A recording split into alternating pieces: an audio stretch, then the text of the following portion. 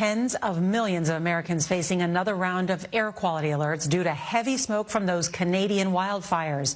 Residents across 17 states from Iowa to New York and as far south as the Carolinas are being urged to take precautions, especially for those with underlying medical conditions. Look at these pictures. I mean, some big cities are issuing warnings for people to limit their time outdoors or wear masks to minimize potential health risks. Elsewhere, brutal heat is bearing down on more than a dozen states across the South. Today, about 76 million Americans experienced feels-like temperatures above 100 degrees. And in Texas, the extreme heat is causing roads to buckle. At least 13 people have died.